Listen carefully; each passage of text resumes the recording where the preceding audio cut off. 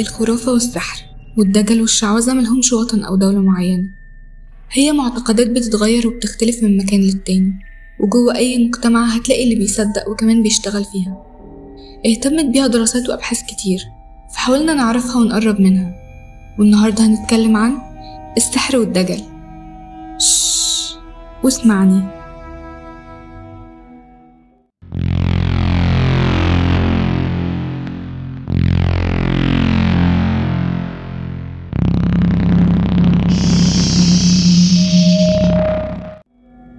قوة خفية بتأثر على الأحداث، أو تغيير في حاجات مادية، أو توهمك بأنها اتغيرت فعلا. ده تعريف عام للسحر، أو اللي بيجي في دماغنا أول ما نسمع كلمة سحر. ممكن نفكر في ألعاب الخفة أو عروض السحر، ولكن مش ده موضوعنا النهاردة. السحر بيتقسم ل5 مكونات تقدر فيها تحصر كل حاجة عنه. أقسام السحر: في منها سحر التخيل، هو سحر بيستخدم القوى المتخيلة عشان يحقق هدف معين. يعني الساحر أو الدجال اللي بيستعمله بيفضل يتكلم عن تأثير السحر والجن، بس ده بيكون مرتبط بالأعمال، وبيتقسم حسب البيئة اللي بيشتغل فيها كل عمل، زي السحر المائي والهوائي والترابي والناري.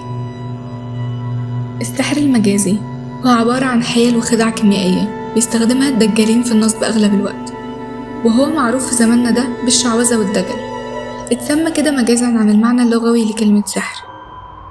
وأخيرا السحر المؤثر، وده أشد أنواع السحر المنتشرة والمضرة، وليه تأثير على المسحور في عقله وجسمه وقلبه. والنوع ده من السحر بيستخدم فيه العزائم والرؤى والعقد والطلاسم الشيطانية. أساليب أو طرق السحر المستخدمة: لكل شيخ طريقة زي ما بيقولوا. أشكال التصوف: المقصود بالتصوف هو التجارب الدينية في حالات الوعي البديلة، ولكن لما بيرتبط بالسحر بيخرج عن إطاره الديني، زي الزار أو التضحية لكائنات سحرية.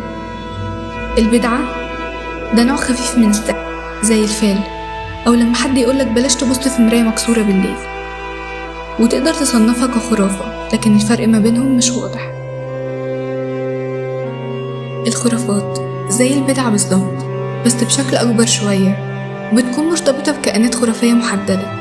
فبيقولك الدجال إنه متصل بجن معين، أو يمكن ملك الجن، أو أي كائن خرافي، وإن اتصاله بيهم هو اللي بيديله قوة. الساحرات: النوع ده انتشر أكتر في الغرب أو في أوروبا في العصور الوسطى، وإن الساحرة بتكون مولودة بقوة غامضة هي اللي بتديها القدرة على استعمال السحر. أنواع السحر: في منها السحر الأبيض، وهو سحر علاجي بيستخدم في أعمال الخير زي إبطال السحر أو التنبؤات، وهو سحر علوي. والسحر الأسود هو عكس الأبيض، بيستخدم في الشر وإيذاء الناس، وهو السحر السفلي. والسحر الأحمر هو سحر وسط، ينفع يستخدم للخير أو للشر، وعشان كده هو أكثرهم انتشارا.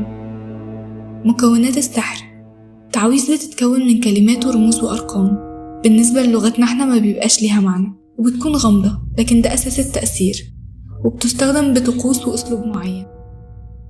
مواد خام: بتبقى مواد كيميائية أو عطارة زي الزعفران أو الإيل، ومنها أجزاء من حيوانات ميتة زي عظم الخروف.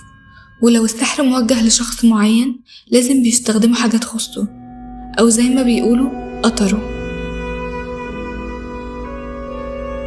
محلة بشر أو قلعة السحر: وطالما في طلب على السحر والأعمال لازم يبقى في عرض، وهنا بيتحول السحر لشغل حرفيا، بتقوم عليه قرى ومناطق كتير، ومصر مش استثناء. وبالفعل في قرى كتير مشهورة بالسحر والدجالين، يمكن معروفة برا مصر أكتر من جواها. أغلب القرى دي بتكون في الأرياف بسبب انتشار الاعتقاد في السحر هناك، أو قرى قريبة من أماكن أثرية وبالذات فرعونية، لاعتقادهم إن الأماكن دي فيها طاقة سحر قديمة من أيام المصريين القدماء. على بعد 180 كيلومتر من القاهرة بتقع واحدة من قلاع الشر المشهورة بالسحر والسحرة، هي قرية محلة بشر أو قرية ال40 حرامي. أول ما تدخل القرية هتقابل عشرات من النضرجية اللي بيراقبوا اللي داخل واللي خارج، وبعدين يبدأوا يسألوك محتاج ايه وجاي لمين، ويبدأوا يسوقولك الشيخ فلان وفلان، وإن سره باتع وقديم في الشغلانة. وكمان ممكن يقولك إن الشيخ فلان عالج لعيب الكورة وفنانة مشهورة عشان تروح معاه. اتسمت قرية محلة بشر نسبة لبشر مطر، والد شيخ الأزهر الأسبق سليم البشري وجد المفكر الإسلامي المستشار طارق البشري. والغريب إن القرية اللي سيطر عليها شبح الخرافات والجهل أكبر شارع فيها اتسمى على اسم الشيخ سليم البشري، وحتى باقي الشوارع اتسمت على أسامي قادة ومفكرين زي طلعت حرب ومصطفى كامل. بداية ارتباط القرية بالسحر كان ساعة وصول الشيخ خليفة هيبة والشيخ العرجة اللي كان معاهم كنز من كتب السحر، بالتحديد السحر الأسود، وحققوا ثروة كبيرة من وراها، حتى إن الشيخ هيبة لما مات ورث عياله 375 فدان. ولاده بطلوا السحر وحافظوا على الثروة اللي ورثوها واشتغلوا في أعمال مشروعة بعدها. لكن الثروة دي كانت سبب مغري جدا لباقي أهالي البلد في إنهم ياخدوا الكتب اللي سابها الشيخين، وفعلا خدوها من ولادهم اللي ما كانوش مهتمين بالكتب دي، لحد ما وصل عدد الدجالين ل20 دجال، ده غير اللي اتقبض عليه.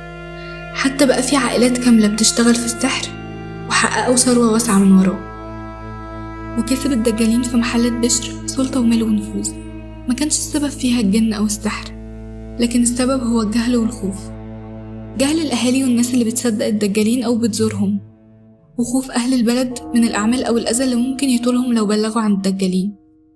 وكل ده خلى القرى اللي اتشهرت باسم عائلة مفكرين وشيوخ أفاضل تبقى معروفة بقلعة السحر الأسود. كلنا عندنا قصص مع الدجالين والسحر، وزي ما حكينا لكم قصتنا حابين نسمع منكم. احكوا لنا قصصكم في الكومنتس وتابعونا على الفيسبوك وإنستجرام وتيك توك، وما تنسوش تشتركوا في القناة وتفعلوا جرس التنبيهات.